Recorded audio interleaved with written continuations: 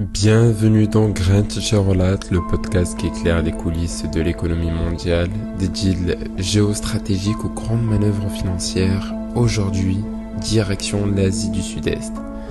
Emmanuel Macron est à Hanoï et il n'est pas venu les mains vides. Oui, puisque 9 milliards d'euros de contrats signés entre la France et le Vietnam.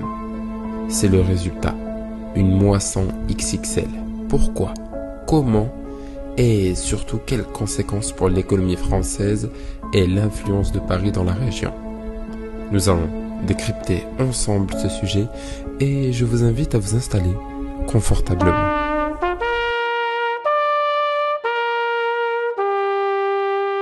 Grand Teacher relate les histoires de la finance. Le lundi matin, au 26 mai, Emmanuel Macron entame sa tournée en Asie du Sud-Est, une région stratégique où la Chine, les États-Unis et désormais la France se livrent une guerre d'influence.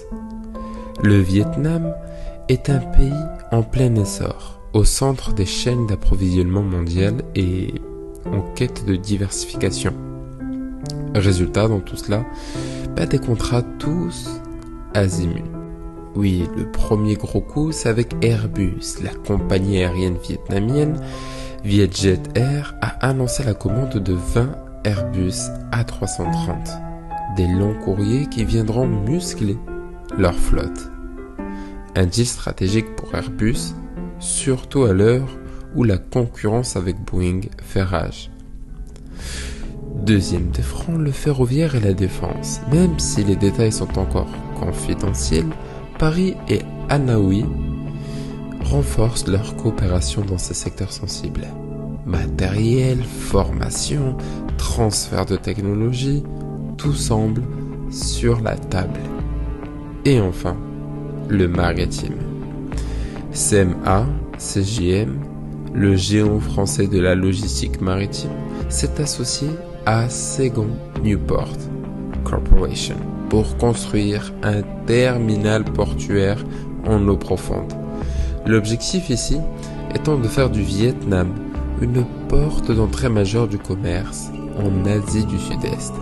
Alors pourquoi ici c'est bien plus qu'un simple contrat ? Parce que derrière ces annonces se cache une ambition claire. Premièrement, renforcer la présence économique française en Asie. Bien sûr, avec ses prix, ses avantages, avec la délocalisation, on pourrait effectivement accroître nos productions. Deuxièmement, diversifier les partenaires de la France face à la Chine.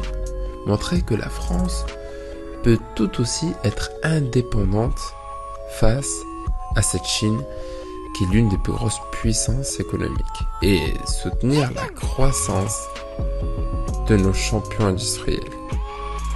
Ce genre de deal permet non seulement de booster l'emploi en France, notamment dans l'aéronautique, mais aussi d'asseoir une influence politique plus discrète, mais très réelle. Pour finir ici, c'est la géoéconomie en marche. Ce n'est pas juste une série de signatures, c'est une stratégie à long terme et Macron le sait. L'Asie est le théâtre principal de la compétition économique mondiale. Et aujourd'hui, la France marque un point. C'était Grand Teacher Relate, le podcast qui vous raconte les faits et vous en donne le sens. N'oubliez pas de vous abonner, de liker et de partager si vous voulez continuer à comprendre le monde avec une longueur d'avance. Je vous dis à très vite dans Grand Teacher Relate. Parce que chaque territoire cache une vérité stratégique.